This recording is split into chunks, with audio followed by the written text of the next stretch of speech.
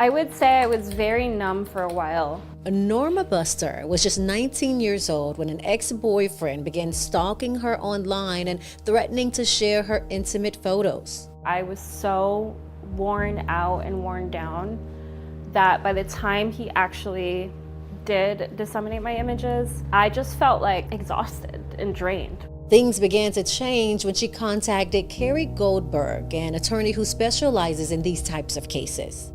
First words out of her mouth were, "I just want you to know this isn't your fault." And no one told me that before. Her legal situation also turned around. She was able to obtain a restraining order, bring charges against her ex, and have the images taken down. But even with the photos gone, she says the emotional impact of the incident stayed with her. The anxiety would hit me when I was in times of quiet. So I would come home and just be like filled with dread. Image-based sexual abuse, which includes revenge porn, sextortion, and other crimes related to intimate images, has been a growing issue for years. In my own research of over 3,000 adults in the U.S., we found that 1 in 8 were victims of some form of intimate image abuse. Psychologist Asia Eaton leads the research division at the Cyber Civil Rights Initiative. Individuals who have been victims of image-based sexual abuse report PTSD-like symptoms. Many people feel a sense of paranoia. It's like going outside and not knowing who has seen you naked. Many describe feeling extreme depression, anxiety, and even suicidal attempts. The same holds true, she says, for the growing number of victims whose images were digitally altered by AI. The technology is so advanced that no one can tell it's sexualized deepfake abuse. And the experience of being seen in a sexual way without your consent is the same psychologically.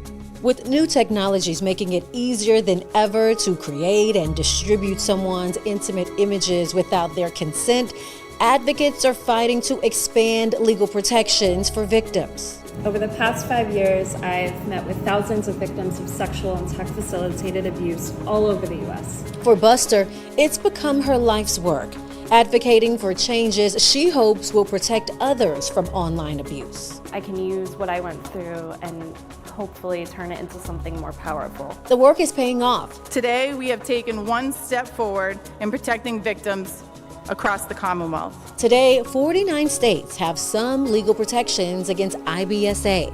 In Texas, a newly passed law specifically targets deepfakes. On the federal level, legislation including the SHIELD Act, the Take It Down Act, and the Defiance Act has gained momentum. Just as important, Buster believes, is the changing attitude towards these crimes.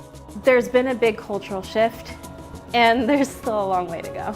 In 2018, she took a job as a client relations coordinator at the very law firm that represented her, helping other victims find justice. She's now their chief of staff. The work itself is extremely healing, knowing that I get to be a part of the solution. It's an experience that's common among survivors. That can be helpful, taking back your voice and your image by speaking out against this crime.